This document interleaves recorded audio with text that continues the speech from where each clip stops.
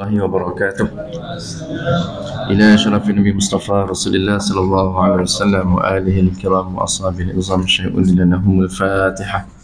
أعوذ بالله من الشيطان الرجيم. بسم الله الرحمن الرحيم. الحمد لله رب العالمين الرحمن الرحيم مالك يوم الدين إياك نعبد وإياك نستعين اهدنا الصراط المستقيم صراط الذين أنعمت عليهم غير المغضوب عليهم ولا الضالين.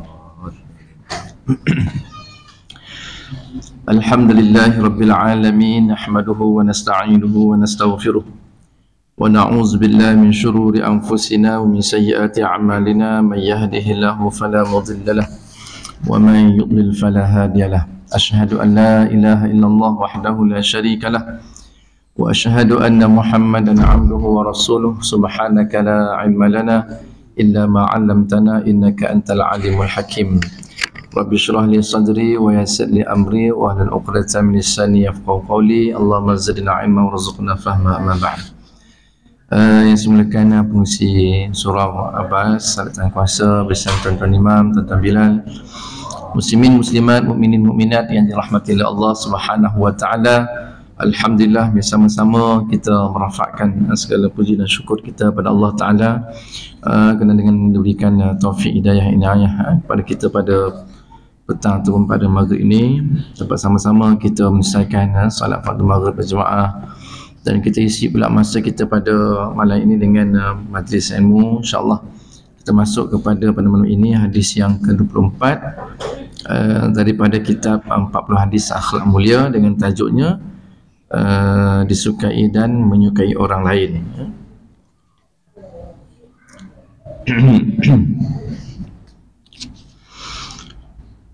Wa an Sahlin bin Sa'id As-Sa'adi radhiyallahu anhu qala Rasulullah sallallahu alaihi wasallam al-mu'min ma'lafatun wa la khaira fi man la ya'lafu wa la yu'laf.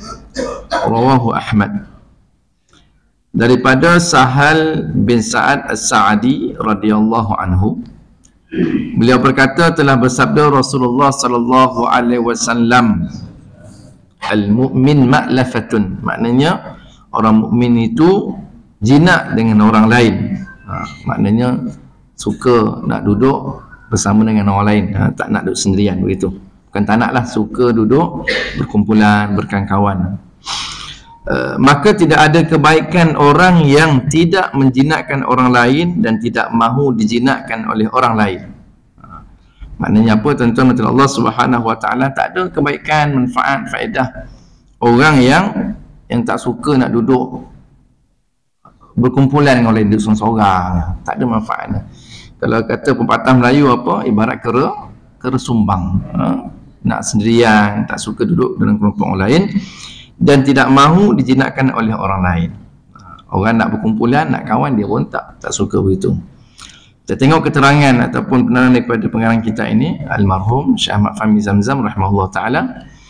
Manusia manusia ini diciptakan oleh Allah Subhanahu wa taala dalam keadaan suka berjinak-jinak antara satu sama lain, atau dalam bahasa lain ini suka hidup berkumpulan, masa dalam arti kata lain bermasyarakat, berkelompok.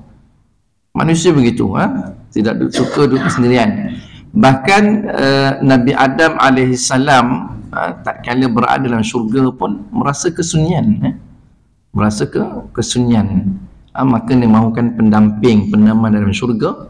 Maka Allah Subhanahu wa taala menjadikan Hawa, menjadikan Sayyidina Hawa sebagai teman baginda Adam alaihissalam. Oleh sebab itu, apabila seorang contoh, kata pengarang kita ini, contoh yang dibawa ialah apabila seorang banduan umpamanya dikurung bersendirian dalam penjara dalam jangka waktu yang lama, oleh itu merupakan satu siksaan yang dapat memberi tekanan jiwa dalam hati dia.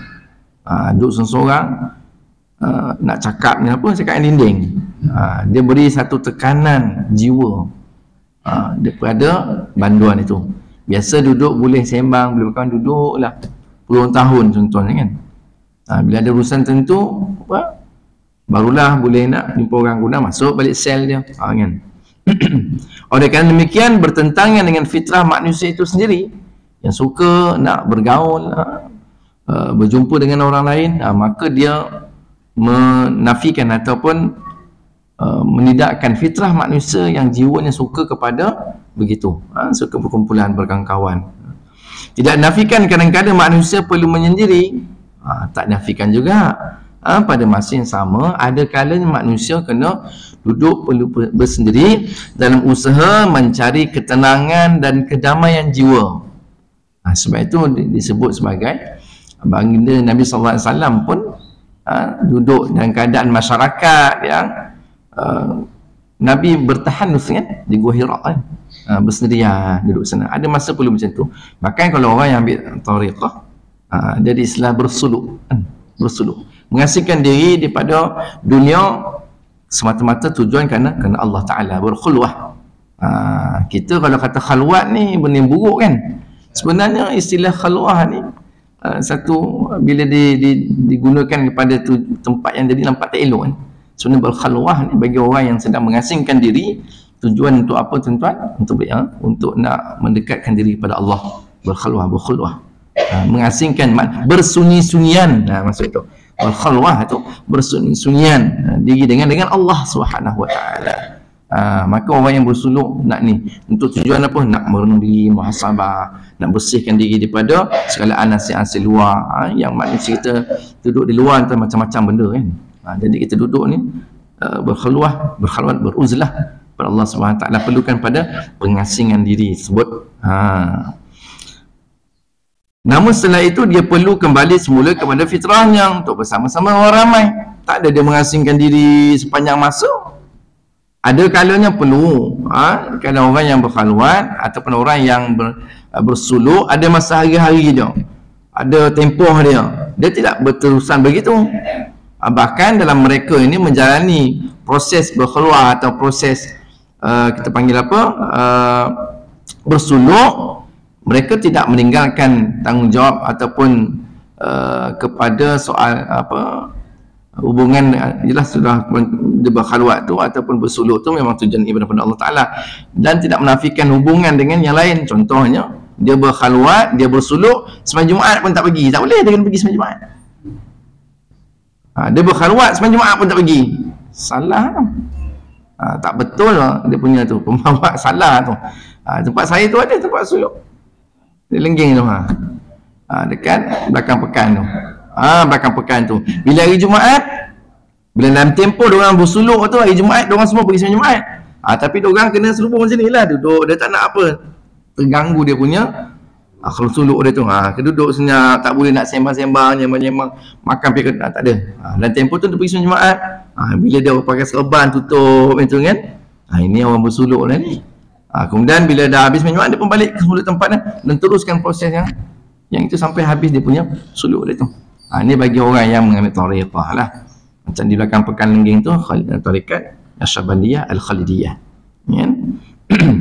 Itu macam-macam punya cara lah. Tarikat ni lain pula cara dia, tarikat lain pula sebagainya lah. Dia bukan berterusan begitu mengasingkan diri, kelompok dia tak berkawan-kawan, sesat, bahaya tu. Kalau ada satu ajaran yang begitu, yang dia asing pada dunia luar, tak nak ada connection langsung, hati-hatilah tengok macam mana. Dia tak nak kena. Tambahan pula dia tahu, tak apa, sampai dia buat kumpulan dia sampai Jumaat pun tak pergi, tak boleh, tak betul lah tu. Dalam ada melanggar syariat, salah lah. Tak betul. Tak boleh ni, tak boleh tu. Jadi manusia yang baik itu adalah orang yang suka berjinak-jinak dengan orang lain, yang suka bergaul, bertukar-tukar fikiran dengan orang lain, suka beri nasihat dan dinasihati. Dia suka nasihat orang dan dia pun suka menerima nasihat. Sebab itu tuan-tuan mati Allah SWT, ada kala kadang-kadang kita ni kena jugalah, tuan tolong nasihatkan saya kan, apa-apa sahaja nasihat. Jumpa para orang alim, orang salih, para ulama ke, tuan ada benda nasihatkan, beri sesuatu nasihatkan kepada saya. Saya ingat ada sahabat saya tuan-tuan, dia imam juga di masjid kat Sumban. Sekali dia jumpa dengan Tunggu Ustaz Abdul Rahman bin Sulaiman di rumah kat jembatan, dan sebelum pergi ke Lengging tu, dia jumpa dia bawa Syekh siapa saya nama lupa, Syekh Al-Wasabi, nama Syekh tu bawa sekali, kata tuan beri nasihat pada kami. Dia kata ni semua ni ustaz ni kerja berdakwah kan, menyampaikan kuliah lah apa semua, berdakwah pada orang. Maka dia kata ikhlaskan diri dalam menyampaikan dakwah. Itu nasihat sikit lah. Ikhlaskan diri dalam menyampaikan dakwah. Sebab dalam dunia ni dakwah ni banyak dia punya orang punya cabaran dia kan. Dia punya macam-macam lah dalam dunia dakwah ni. Kadang orang tak suka kan. Kadang macam-macam yang cabaran yang perlu dihadapi kan. Kadang macam saya pernah tuan-tuan, saya pernah satu kali ada orang minta panggil ceramah tapi jauh lah tempat dia. Dah deal lah tarikh dia. Saya berkira-kira nak bergerak lah tuan. Jubah pun dah gosok lah. Tiba dia kata tak edit dia. Nah, sebab saya tak gerak tuan. Kalau dah sampai highway, contohlah macam jauh sangat lah highway kan. Kalau dah dalam perjalanan kan sosial, saya kata tuan, saya tak ada masalah. Tuan nak cancel ke, tak nak terus pun tak apa. Tolong maklumkan pada saya. Kalau saya dalam perjalanan macam mana ustaz, Allah kami macam ni sebab jarak ustaz jauh dengan tempat kami ni kata. Jadi macam memberatkan ustaz pula. Saya kata hari tu pun tak nak cakap pula berat ke tak berat. Tapi saya tak ada cakap macam tu. Tapi tu tak apalah. Okey baik saya kata. Itu jawapan saya. Okey baik saya kata. Sebab kata faktor jarak lah jauh kata. Kenapa tak maklum awal sebab kalau saya dah gerak kan satu kerja lah tuan kan. Itulah sabaran dia. Sabarlah nak kata apa tuan kan. Makan yang kita berhadapan tu bukan orang yang ustaz juga kan, yang kita berurusan pun ustaz juga kan. Itulah sabarlah. Saya kata okey baik, itu jawapan saya. Okey baik. Okey baiklah saya kata. Nak kata apa tahu lah awal-awal dah siap jubah dah kosong contohlah kan. Tak ada cakap macam tu. Tapi saya cerita kat tuan-tuan je lah kan. Tuan-tuan pun tak tahu. Itulah dia sabaran dia. Cancel last minute lah apalah kan. Terafi kan. Macam-macam lah tuan kan. Boleh cerita terlupa kita tengah duduk lepas main maghrib dekat masjid, kita relax-relax on telefon. Ustaz kat mana? Kami dah tunggu ni. Tunggu apa sih dah? Malam ni kan kuliah ustaz. Astaghfirullahalazim. Lupa tuan pun dia juga. Macam-macam benda fikir kepala kan. Tapi sebab sempat cepat tempat tu dekat ya. Boleh tunggu kan? Ustaz datang, ustaz tunggu, kita orang dah masak dah ni. Dah masak itu jadi serba salah. Dah masak-masak kan. Tu masalah. Tapi tu kuliah maghrib biasalah, kuliah bulanan. Saya memang terlupa. Hari tu penat. Saya dah jadual tu dah ada tuan, dah tulis dah. Saya kalau jadual saya dah tulis, oh ini kuliah. Tahu tu tapi bila lupa lepas maghrib saya relax duduk sembang, orang datang jumpa ustaz. Bincang-bincang sikit tanya itu. Tu telefon kan, 2 orang telefon tu. Ustaz hati-hati ustaz, dia pengusi surau. Ustaz hati, dia tahu kalau kita dah lambat ni, kita tahu tuan kan serban petangga kan. Memang pecut. Alhamdulillah orang tunggu, orang relax kat luar tuan. Ustaz sampai masuk kata. Cabaran pula terpulah semua kan. Tapi nak menyampaikan hajat orang dah masak dah apa, satu susahan lah kan. Contoh kan, suka memberi nasihat, dinasihati, memberi bantuan daripada orang lain dan begitu dan seterusnya. Kehidupan kita ni tidak ada kata kita boleh hidup bersendirian. Kita ada tanggungjawab sosial yang kita perlu sanakan lah. Bermasyarakat kan? Kerana hidup kita je kena kendara, tak pergi, tak bergaul langsung. Jiran tetangga kan tak tahu jiran ni apa kerja dia, tak pernah nampak pun. Bergaul lah. Senang kalau tuan-tuan nak tahu, nak senang mudah nak cara bergaul, nak kenal kan, datang surau lah ataupun datang masjid. Macam-macam orang ada kat sini. Ada orang pencen, ada pensyarah kan kat sini ramai ni kan. Ada yang itu, ada kena government servant, kaitan kerajaan, macam-macam lah. Kadang-kadang bila kita berkawan-kawan ni, membanyakkan jaringan connection kita, memudahkan urusan kita sebenarnya kan. Kalau kita ada urusan dengan bahagian ini, oh kawan tu jiran kita ada kerja kat situ pula, dia boleh bantu kita. Contoh kita nak buat kendara tak ada kemah, jumpa Fusi banyak kemah ni, boleh diskaun ni. Contohlah kan, mana Bami kan, kata nak buat kenduri, nak buat ni, Bami ada, rupa Bami dia tokek kemah kan, jumpa dia. Ada ni macam lah tuan-tuan. Bila kita banyak connection jaringan ini, bermasyarakat kena itu orang sini sana, bila kita ke mana-mana tuan-tuan, kadang kita ada keperluan, ada orang yang boleh kita minta bantuan umpamanya kan. Itu kepentingan dalam Bermasyarakat. Biar berkawan biar ramai tuan. Musuh jangan ada. Bermusuh biar berkata biar satu, biar tak ada langsung. Jangan ada musuh orang. Kawan biar ramai, musuh biar tak ada langsung. Itu kehidupan kita. Kena ada prinsip begitu.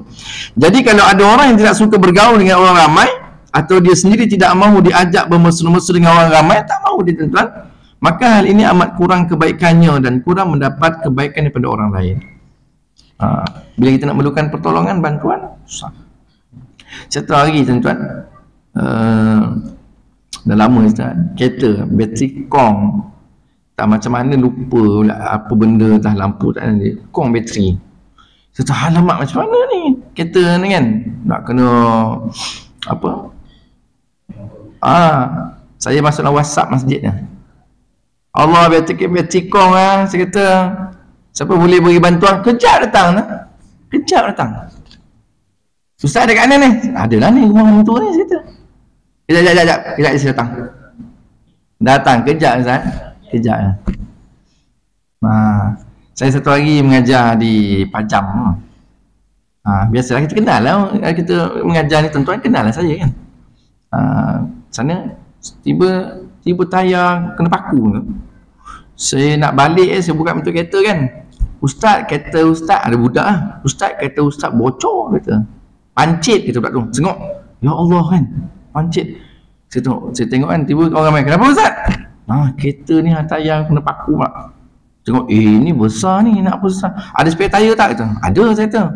Lepas tu saya dah nak siap nak ni kan, Ustaz tak apa, Ustaz duduk sini. Yang kotor jubah tu kan, dia panggil kawan, ramai pula datang. Ramai lah datang tuan-tuan. Ramai, saya duduk sini, jadi macam tokir bengkel diorang tu. Pergi buat, saya kata, dia kena belanja teh ni, saya kata, dia kena belanja minum ni, boleh Ustaz, tak apa, dia kata. Dia buat tukar semua sebagainya kan, settle kan. Esok saya bawa tayar pergi bengkel. Senang kita berkawan dengan orang, mudah urusan kita kan. Ini dia kepentingan itu kan. Bila kita bermasyarakat bersama, bila bergaul, jagalah pergaulan itu. Agak mesra, kita berterima rasa, bertolak ansur dalam menjaga hubungan tu. Jangan nak kena berhubungan, kena jaga. Bila dah ada hubungan, kena jaga pula. Kena jagalah hubungan itu. Kena ada do and don't, ada boleh, ada yang tak boleh. Untuk jaga dalam menjaga keharmonian hubungan itu. Apa sajalah bentuk hubungan. Dengan kita isteri pun ada bentuk hubungan. Ada benda yang kena jaga kan. Ada boleh yang tak boleh. Dengan masyarakat apatah lagi besar pula. Kan, dengan orang yang pelbagai. Ada orang ni macam ni pula perangai dia. Yang ni si A ni macam ni, yang B lah macam ni pula. Harus kita nak kena terima seadanya. Jadi tuan-tuan mati Allah Subhanahu Wa Taala, inilah dia yang Nabi sebut orang yang beriman itu kan, sifat orang beriman, suka kepada nak bergaul, hidup kumpulan. Dia tak boleh duduk bersendirian. Dia hidup seseorang tak jadi. Sebab tu Islam Melayu kata kerusumbang, duduk mengasingkan diri, sangat tidak baik kan. Ada masa perlu macam sebut tadi kan, untuk nak bersendirian, untuk ibadah pada Allah Subhanahu Wa Taala, itu sangat tuntut. Simple saja, al-mu'min ma'lafatun. Mukmin itu suka hidup berkumpulan. Senang, kecil apa ataupun pendek hadis kan. Mukmin itu, orang yang beriman itu ialah yang suka kepada duduk dalam bermasyarakat, berkumpulan. Wallahu alam. Jadi kita masuk pula hadis yang ke-25, pendek hadis ni. Hadis yang ke-24 ni. Hadis yang ke-25 masa ada kaitan juga dengan hadis yang 24, dengan tajuknya menghubungkan silaturahmi ataupun silaturahim. An Anas radhiyallahu anhu anna Rasulullah sallallahu alaihi wasallam qala man ahabba ayyubsata lahu fi rizqi wa yunsa'a lahu fi athari falyasir rahimah. Tengok tuan-tuan ya. Daripada Anas radhiyallahu anhu, beliau berkata bahawasanya Rasulullah sallallahu alaihi wasallam bersabda, siapa yang mahu diluaskan rezekinya dan dipanjangkan umurnya, maka hendaklah dia menghubungkan silaturahim. Hadis riwayat Imam Bukhari dan Muslim, muttafaqun alaih. Hadis sahih ni. Buat satu perkara, dapat dua perkara. Hubungkan silaturahim. Pertama, dia murah rezeki dia, luas rezeki dia. Yang kedua, panjang umur dia. Panjang umur tu tak mesti sampai 100 tahun. Nak panjang umur mesti 100 tahun. Dia nak challenge Tun M kan. Tun M nak 100 umur dia. Bukannya maksudnya umur yang panjang itu mesti bilangan angka itu. Yang dimasukkan umur yang panjang boleh juga dimasukkan dengan bilangan angka. Duduk 8 sampai 80 tahun satu. Yang kedua maksudnya keberkatan dalam umur dia. Yang dikatakan dipanjangkan umur itu, umur dalam berada dalam keadaan keberkatan. Umur dalam keadaan kebaikan, yang dia boleh banyak benda baik dia buat dengan usaha yang ada tu. Kan? Kita tengok para imam kita lah kan. Kata Imam An-Nawawi rahimahullah ta'ala, tuan-tuan, wafat umur berapa tu? Tak sampai lah umur 60. Imam Syafi'i pun sama. Tetapi tengok keberkatan hidup ilmu dia. Pada hari ini kita mendapat hasil daripada beliau. Daripada Imam Nawawi, Imam Syafi'i. Kalau kita sebut hadis 40 semua tahu, hadis 45 Nawawi semua tahu kan. Jadi kita dapat manfaatnya. Umur yang panjang itu boleh daripada segi angka ataupun daripada keberkatan, barakah yang ada pada umur yang dimiliki. Banyak manfaat kebaikan yang kecapi yang dia dapat dalam usahanya yang dia ada itulah. Okey. Baik. Siapa yang mau diluaskan rezekinya, dipanjang umurnya, hendaklah dia menghubungkan satu rahim. Sangat pendek yang kita pun boleh faham. Baca semitah lalu pun tak nak syarah pun kita dah faham dah hadis ni. Bila kita nak luas rezeki, kita nak panjang umur, sambunglah satu rahim. Cuma kita nak ulas sikitlah berkenaan dengan perkataan satu rahim itu. Silah ni maksudnya menyambung. Menyambung ar-rahim ini banyaklah maksudnya. Di antara maksudnya ialah rahim. Kalau orang perempuan ada rahim kan, mana menghubungkan satu rahim ni ialah menghubungkan tali kaum kerabat. Daripada satu rahim nenek moyang kita, daripada moyang kita pecah. Hubungan itu yang kita kena jaga. Hubungan satu rahim ni hubungan kekeluargaan. Kata Imam Nawawi, hubungan dengan siapa? Dengan orang yang ada kaitan dengan kita. Pak saudara kita, mak saudara kita, anak buah kita semua yang ada kaitan. Pertalian daripada satu, daripada moyang kita tu turun pecah. Itu hubungan satu rahim yang kena jaga. Dia dengan jiran dia tak kata satu rahim, boleh jugalah. Tapi satu rahim ni hubungan kekerabatan. Ada hubungan daripada rahim yang sama, yang satu daripada moyang kita. Itu maksud dia. Adik-beradik, mak ayah kita ke atas, mak saudara, ibu mertua, ini kan ada kaitan dengan kita. Yang ada hubungan nasab ke. Jenis yang kalau kita sayang tak batal wuduk dia, itu kena jagalah hubungan tersebut. Pernah tuan-tuan mata Allah Subhanahu wa taala, satu hari Al-Imam Abu Hurairah radhiyallahu anhu sebelum buat pengajian, beginilah macam kita kuliah maghrib lah begini kan. Maka Abu Hurairah kata apa tuan-tuan? Sebelum dia nak mula pengajian, dia kata apa? Dekat sini dia kata, sebelum aku mulakan pengajian, nak tanya dulu, siapa yang pernah putuskan satu rahim, tolong keluar daripada majlis aku, kata. Abu Hurairah kata sebelum mulakan pengajian, dia kata, siapa kat sini yang ada putuskan satu rahim dengan keluarga dia, tolong keluar daripada majlis aku tak nak tengok muka dia. Aku tak nak dia berada dalam majlis aku ni. Kata Abu Hurairah. Maka ada seorang pemuda bangun tuan-tuan. Ada seorang pemuda bangun, kemudian pemuda itu pergi ke rumah siapa? Ke rumah ibu saudara dia. Pergi ke rumah ibu saudara dia, maka dia pun katalah pada mak saudara dia tu. Contoh maklum saya datang sini ni, saya nak minta maaf apa semua. Sebab apa kan? Sebab tadi saya pada majlis Abu Hurairah. Maka Abu Hurairah kata, siapa yang putuskan satu rahim, keluar daripada majlis aku ni. Maka ibu saudara ni pun kata, kau tanya balik Abu Hurairah, asal dia sebut macam tu? Apa sebab dia kata, siapa yang putuskan satu rahim, keluar daripada majlis? Apa sebab dia sebut macam tu? Maka pemuda ni keluar balik pada rumah ibu saudara dan pergi ke majlis Abu Hurairah radhiyallahu anhu. Maka dia pun bertanya kepada Abu Hurairah, mungkin selepas pengajian ke apa ke. Tanya Abu Hurairah, tujuan dia diberitahu berkenaan dengan apa yang dia buat lah. Dia pergi rumah ibu saudara dia, kemudian ibu saudara tanya kenapa Abu Hurairah sebut macam itu dalam majlisnya. Maka Abu Hurairah radhiyallahu anhu kata apa? Aku pernah mendengar Rasulullah sallallahu alaihi wasallam menyebut, Dia kata la tanzilu rahmah ala qaumin fihim qatur rahim. Tengok, rahmat tidak akan turun pada suatu kaum yang di dalamnya terdapat orang yang memutuskan silaturahim. Allah Ta'ala tarik rahmat, tarik kebaikan, tarik barakah pada satu kaum yang dalam kaum itu, dalam kelompok masyarakat itu ada golongan orang yang memutuskan silaturahim. Rahmat tak turun tuan-tuan. Kita buat sembang ngaji kan lama tak turun hujan, alhamdulillah rahmat kan. Tuan-tuan, hidup kita perlukan rahmat Allah. Kita dapat melangkah masuk dalam masjid dalam surau ni pun dengan rahmat Allah. Kalau tidak dengan rahmatnya, dengan taufik daripada Allah, kita pun tak dapat tuan-tuan, tak jejakkan kita kat surau ni. Kan? Apa yang kita boleh buat kan? Kita boleh duduk lama-lama, lepas main kita boleh berwirid, kita boleh baca Quran. Itu pun dengan rahmat Allah. Sehingga kan kita nak masuk syurga pun dengan rahmat Allah. Hidup kita perlu. Bila mana Allah Ta'ala tarik rahmat dia, tarik kebaikan, keberkatan, apa yang tinggal pada kita tuan-tuan? Semua jadi sia-sia saja.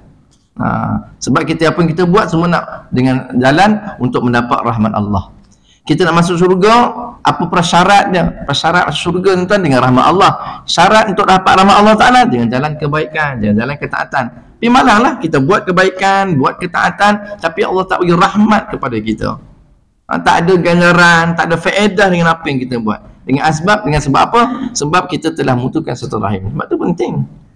Hubungan silaturahmi ni, silaturahim ni perlu jaga.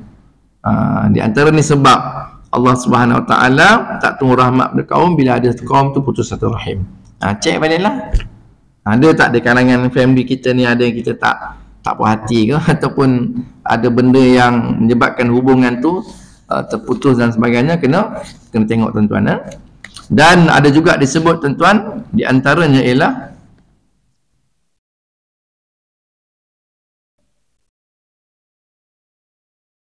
putus silaturahim ni merupakan tuan-tuan disebut adalah di antara dosa yang disegerakan balasan dia. Kena alert sikit lah benda ni kan, kena ambil sikit, take note lah benda ni. Sebab tu dalam satu hadis riwayat Ibnu Majah, tidaklah sebuah dosa yang lebih cepat disegerakan balasannya di dunia dan juga di samping yang sedang menantinya di akhirat nanti dibanding dengan dosa menzalimi dan dosa memutuskan silaturahim.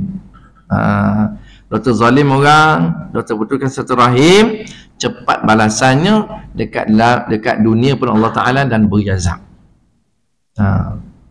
Tengok kan, cek balik mak selara, pak selara, adik-beradik, adik-beradik kadang bergaduh, adik-beradik pun bergaduh, left group kan, tak perhati keluar. Jadi tuan-tuan Allah Subhanahu Wa Taala, hati-hatilah. Sebab itu kita sebut kat sini nak dapat, sebab tu kena fikir baliklah, kenapa kadang sempit rezeki kan. Kenapa sempit rezeki, susah napalah rezeki ni, payah ada benda yang mengganggu ataupun menyukarkan kehidupan kita ni, ada je. Rezeki payah nak masuk ke apa ke, bisnes tak jalan ke kan. Cuba cek balik, ada tak betul silaturahim? Sebab yang ni jaminan Nabi ni, siapa yang mau diluaskan rezekinya, panjang umur, hubungkan silaturahim. Mafhum khalafahnya, kalau kata tak sama silaturahim, sempit rezeki, pendeklah umur, bermaknanya umurnya tidak pada dalam kebaikan. Tengok tuan-tuan, dan balasan yang diberikan, disegerakan balasan oleh Allah Subhanahu Wa Taala kepada apa? Kepada orang yang memutuskan silaturahim, kat dunia lagi dah dapat. Jadi tuan-tuan sekalian yang Allah Subhanahu Wa Taala, bagaimana pula cara untuk kita nak menghubungkan silaturahim itu supaya apa? Silaturahim itu kekal berkekalan. Satu Imam Nawawi dalam Syarah Muslim menyebutkan di antaranya lah disebut apa? Menghubungkan silaturahim bermaksud berlaku ihsan kepada kaum kerabatnya yang terdekat berdasarkan keadaan penyambung dan yang disambung. Kita ini dengan orang yang kita akan sambung itu, boleh jadi ia berlaku dengan sebab harta, kadang-kadang berlaku dengan cara khidmat kepada dia. Cara nak hubung silaturahim, kadang-kadang dia perlukan bantuan tuan-tuan kan, pertolongan, perlukan harta, maknanya macam mungkin duit ke, Dia sangat memerlukan, kita bagi je. Mungkin kita besar, tapi adalah yang boleh sumbangan. Dengan cara itu boleh menyebabkan tersambung silaturahim ataupun hubungan tu makin elok, teruskan. Ataupun apa, berkhidmat kepadanya, berikan bantuan, pertolongan. Kan? Mungkin bukan dengan wang ringgit, mungkin pertolongan yang lain yang boleh kita hulurkan. Ataupun kadang-kadang dengan melakukan ziarah, itu pun boleh. Melakukan ziarah, berkunjung, bukan sekadar nak musim air raya saja. Kita kadang rajin ziarah keluarga-keluarga ni, tuan-tuan, musim buah-buahan kita rajin pergi kan. Duduk KL tuan-tuan, pergi balik dengar ini Pak Ngah ni kebun durian dia tahun dia menjadi kita kan. Baliklah, pergi balik tuan-tuan, pergi Perak, jauh tu kan, pergi sana kan ziarah. Kau jarang dah setahun kau tak ni, baru sekarang kau nak datang, kata orang tua tu kan, dengan durian banyak kata.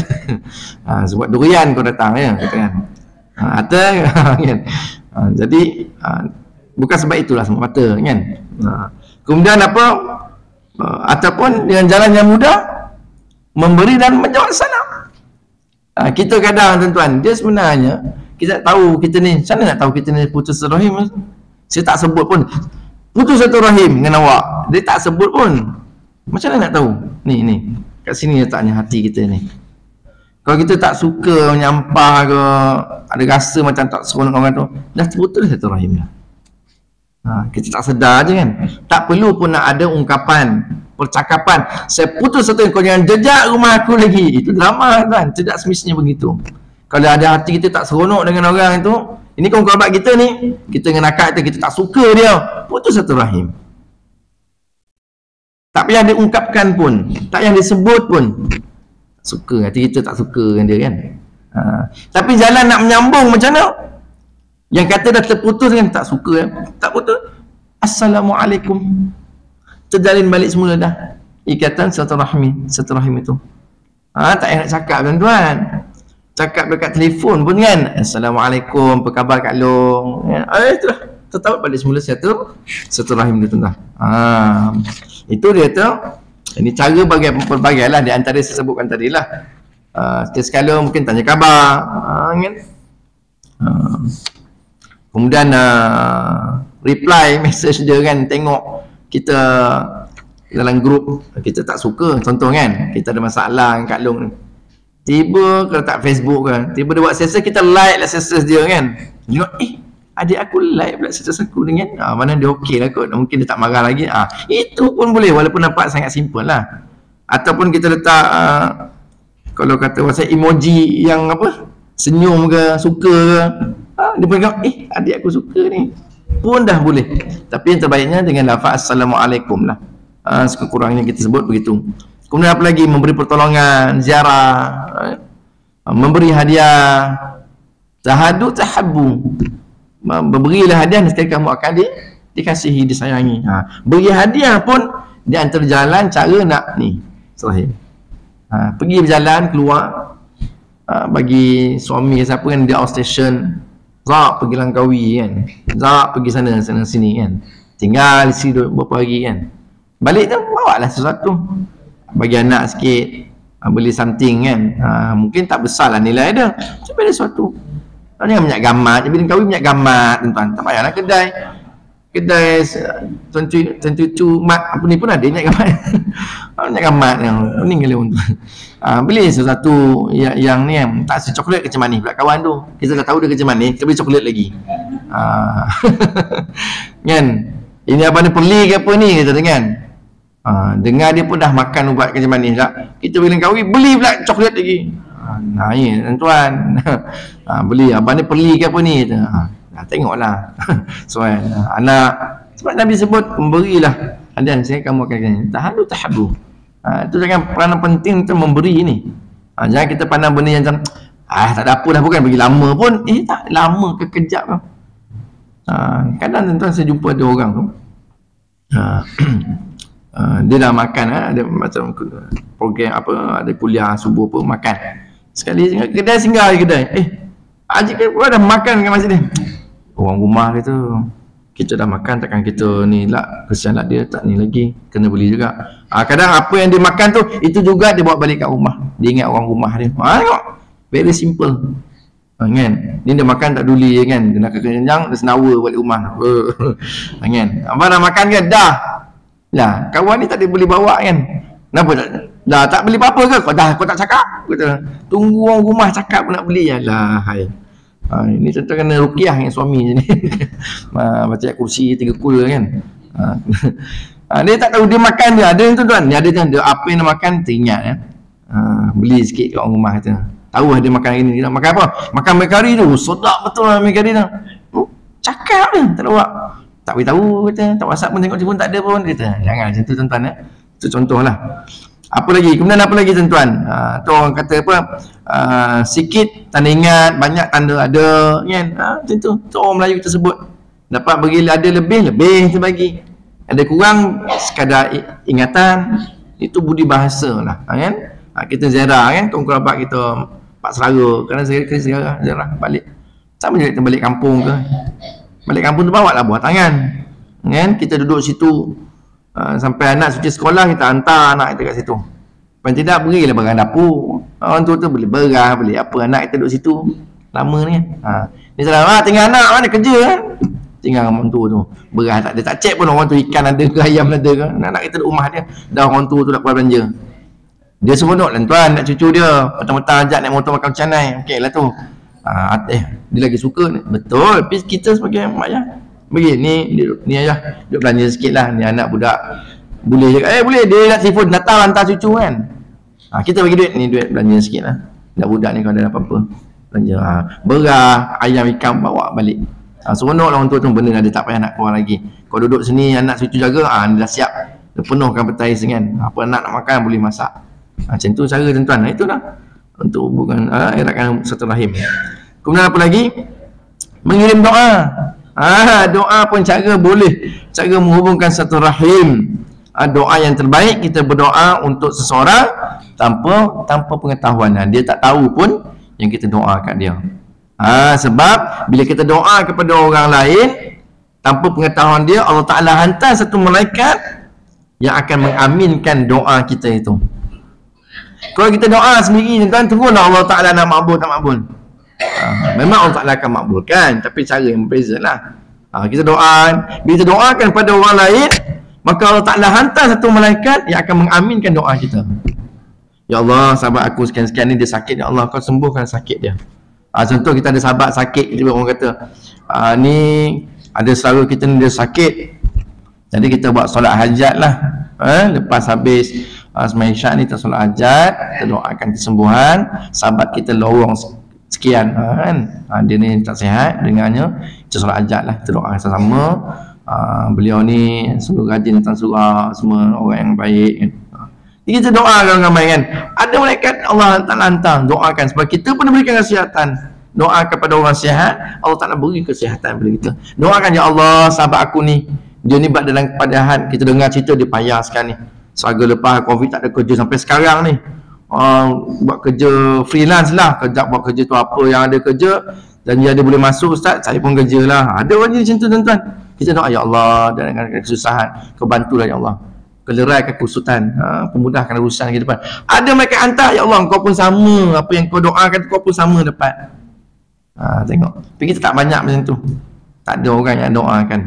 Yang ada tu wal muslimin wal muslimat, itulah ada kan. Tapi yang kita khusus tak ada. Sebenarnya bila kita doa khusus tu, ada malaikat yang mengaminkan doa kita. Dalam pengetahuan, tanpa pengetahuan dia, tak payah kita cerita. Wah sihat kau, aku doa kau itu buat aku sihat ni. Tak payah macam tu. Saya declare kan. Macam doa dia mustajab sangat kan. Kau sihat kan? Itulah aku dah doa kau itu, aku solat hajat ni sihat dah. Makbul wali Allah kau ni kan. Tak adalah doa yang terbaik untuk mereka. Itu cara untuk nak satu rahim. Sebut tadi dah, beri pertolongan, apa saja pertolongan lah. Menziarahi, sihat pun boleh ziarah, sakit pun boleh ziarah kan. Dan di antara dia fadilat yang ada besar ialah ziarah orang sakit. Itu ada pahala yang besar yang Allah Ta'ala janjikan kan, Nabi sebut. Ada kelebihan yang tentulah ziarah orang sakit ni. Di antaranya lah tuan-tuan, kita akan menginsafi diri kita. dia sakit, kita sihat kan, maka kita akan jagalah kesihatan supaya pun kita beringat tengok sakit, oh beringat gitu, oh ni dah tinggi makan tak ingat semua, ni dah gout dah apa semua kan, oh kita pun pada juga nak makan ni, kawan kita ni sakit dah. Jadi macam tu lah ya. Jadi tuan-tuan Allah SWT, kita tengok sikit, seseorang itu menjadi ramai dengan hidup berkeluarga, maka dia akan menjadi kuat setelah bergabung dengan mereka. Seseorang itu dikira lemah walaupun dia sendiri sangat kuat apabila bersendirian. Biasanya satu keluarga itu mempunyai beratus-ratus ahli keluarga, abang, adik, ipar, pak, banyak lah tuan, nak sebut pak lu, pak ngah, macam-macam gelaran lah kan, pak tam lah apa kan, sepupu, dua pupu, caca lah, kupu-kupu semua ada lah kan, dan seterusnya keluarga. Sampai orang buat himpunan keluarga sekian-sekian kan, beratus orang, masuklah sinar harian contoh kan, perhimpunan keluarga Haji Ali dengan Hajah ni, oh kerabat turun berapa keturunan itu kan, dah 3 keturunan, 4 keturunan dah, generasi dah, kumpul orang ramai sampai 300. Tapi kadang-kadang tuan-tuan, ini yang berlaku dalam keluarga lah kan, kadang benda berlaku pada masyarakat kita pada hari ini. Kadang-kadang kita raya ni, hari raya, kadang kita datang berziarah kan, yang tak bukan tak syok lah, maksudnya satu yang sangat tak praktikal lah. Kalau kita berziarah sampai dalam satu masa tu sampai 10 kereta ziarah satu rumah, jom pergi ziarah rumah Pak Long, 10 kereta pergi ziarah, penuh orang tua tu daripada depan itu masuk pintu dapur bersusun tu, penatlah orang tua tu duk basuh gelas, duk apa. Sudahnya tuan-tuan, dia tak akan dapat eratkan sekadar dia memenatkan diri ataupun memenatkan diri untuk menyediakan air minum, makan minumnya, air habis duk buat semua lagi kan. Bila masa nak sembang, bila masa nak dengar khabar, tanya khabar, tak praktikal. Jadi dia buat macam mana? Dia lah adik-beradik teramai. Okey, hari pertama ni engkau Abang Long, Kak Ngah, Kak Lang, engkau datang dulu hari pertama. Hari kedua nanti kita orang datang, hari ketiga keempat ni pula. Baru dapat sembang-sembang duduk, ada 2 family je datang kan. Sembang tanya khabar macam mana, okey, dapat pencen ni buat apa, ada kerja. Ini mereka nak buat air dah habis, buat pancul lagi. Saya tu yang gelap kuat tu dia biasa buat tu. Sangat tuan-tuan, saya cerita ni, ini yang berlaku tuan-tuan. Berlaku keluarga mertua saya lah, keluarga mertua saya. Kalau raya kedua memanglah pergi beli ais yang tu, kerja dia nak menyiapkan air dan nak refill balang kuih. Sampai ke dapur duduk, tak kenal tak sempat ni anak kau yang masuk UiTM, tak sempat nak sembang. Tuan-tuan makan habis kan, ambil lagi tuan, tak ada, dah habis hantar ke apa, bila mana sembang ni, nak tanya khabar dah. Lepas waktu balik, terima kasih, Assalamualaikum, semua kan, dah terlepek dah. Cawan siapa nak masuk, pakai cup lah, cup senang. Pasti sampai hitam satu orang, okey tolong buang kat sana ya. Macam tu je. Dia jadi macam siapa tuan-tuan? Dia patutnya ziarah ni tujuan untuk apa? Mengeratkan satu rahim, bertanya khabar. Bila kerja kau, kerja nak refill kuih je, kau nak pancur air je, cek lah, tak jadi raya lah, penat tu. Tu orang kata raya tu penat, nak cakap air. Ada tu siap-siap, dah siap kan, naik ni dah ada. Kan? Sebab tu kadang ada orang rumah tuan, dia tak letak dalam balang kuih raya tuan, dengan bekas-bekas letak situ. Tak ada refill, tak ada kan, dia balong kan, tin-tin ada kan, rempeyek satu tin rempeyek tu, macam yang minyak tanah tu, pakai sudu sikit kan, kobok je, panggil selang kampung kobok kan, masuk dengan ni, ngap-ngap, itu pun habis setin. Kalau bagi kat kaleng-kaleng tu RM70 tau, setin RM70 rempeyek tu. Lepas balik tu orang tua, ziarah orang tua kita raya, ni yang bagi budak-budak saja. Duit raya bagi orang tua juga. Pakcik-pakcik maklum-maklum kan, duit raya bagi cucu, dia tak merasa kan, bagi dia juga, ulurlah sikit. Tu kan memberi kan wujud kasih sayang. Tuan-tuan kenalah, jangan amalkan sekali, jom konvoi 10 kereta. Itu yang satu keluarga mertua saya dah meninggal ni tu, pasang kemah kan, pasang kemah. Kalau raya kedua, keluarga mertua family dia besar, Kau datang ni, kalau raya kedua tuan, memang standby lah. Kami dah pagi standby. Suat nasi impik apa semua belah sesuatu kan. Bekas. Itu pergi mana ni tu? Lepas ni pergi mana? Lepas ni pergi mana pula? Dia kata, wah itu pasang kemah. Memang tak masuk rumah ni. Pakai kap, semua pakai buang ni kan. Masuk sana, kau buang sana. Senang. Kau nak berterik-terik. Dia tak makan kuih raya tu, dia masak nasi tu. Macam dia kahwin. Berterik-terik lauk kan. Sekali nak tahu. Raya kedua, memang keluarga daripada belah sana, belah sini bergabung. Memang sedap konvoi raya-raya. Jom. Tapi yang azab orang tua tu. Memanglah satu rahim. Jadi benda tu jadi sangat tidak praktikal lah. Sekali ramai-ramai, saya pun macam tak seronok tu. Bila nak menyembang kan, nak tanya kan, kena tak kenal pun, cucu tak kenal kan. Yang baru kahwin datang ni kena sentuh je. Tak sempat tanya yang dah kahwin ni, kau kerja kat mana sekarang, apa semua tak sempat. Leka apa tadi? Bancu air, refill kuih dalam kuih. Jadi itu reti lah. Macam kita sebut ziarah bagus. Ni kita nak puasa ni kan, nak raya ni. Cuma kita jangan macam tu sekali. Memang sedap konvoi sekali dengan adik-adik kan. Daripada pagi sampai petang tuan, memang senang tuan, tak payah nak masak, tak payah nak apa. Datang orang tengah hari kan nasi. Sampai maghrib, sampai pukul 9 malam dia datang raya. Sejarah pun ada adab dia juga ya. Jangan kita nak mengeratkan satu rahim tapi sampai terlupa batasan kan. Ni kena raya ni elok cerita nanti berkenaan adab berkunjung raya semua. Bagus juga topik tu. Adab kita berhari raya. Jangan kan kita melanggarnya. Pukul 11.30 malam datang beraya tuan. Saya pernah. Sebelum nak masuk isyak kan, masuk isyak pun kan. Alhamdulillah lah cerita ni. Poin saya dah habis ni. Cerita ni. Dia sesejuk ni macam sikit tuan. Pernah sikit saya berbalik pertanyaan malam ni baru sampai tadi. Jadi tuan-tuan, dah lupa dah cerita ni. Jadi tuan-tuan macam Allah Subhanahu Wa Taala, itulah dia. Dalam hubungan satu rahim nak jaga ada batasan-batasan dia. Sebut tadi ada putih ingat balik. Ada kawan tuan-tuan, kawan lah sama belajar dulu kan. Datang nak beraya. Dia kata lepas isyak. Sudahnya datang malam tuan, tengah malam. Dia pukul 11 lebih. Masa tu saya duduk rumah mentua saya kan. Masa tu, kau ni kawan kau apa ni berayung tengah malam, mak saya kata. Sampai macam mana mak kata, kau mana ni? Allah kejap dia orang luar. Pukul 11 kau nak kecil, nak tidur, nak apa? Tak tahu. Dia datang tuan, saya kata, kalau bukan nama kau aku tak terima ni tetamu kata. Sorrylah ni aku ni kan, sebab kalau orang lain aku halau balik, aku tutup pintu. Tapi sebab kau ni, kau kawan, aku bagi juga masuk kan. Bagilah masuk tuan. Mau tu saya bangun tidur, boleh tidur dah, boleh bangun balik. Yang macam jemaah nanti tak lambat. Macam mana kau ni, kau malu betul lah kawan. Sebab kawan kan fikir, sebab kau ni, kalau orang lain memang aku tak bagi datang. Kau tanya esok je lah. Tapi sebab kawan tuan, terima jugalah. Kuang si impit tu panas balik semula tuan. Tu dah tak nak cakap macam mana kan.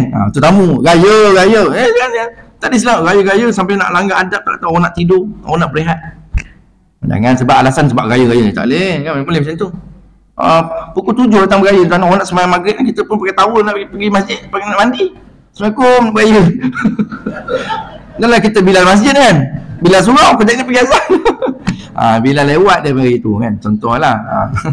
Itu cerita kan tuan-tuan, dah habis apa sebenarnya. Jadi tu walaupun cerita, tapi poin itu ada kan.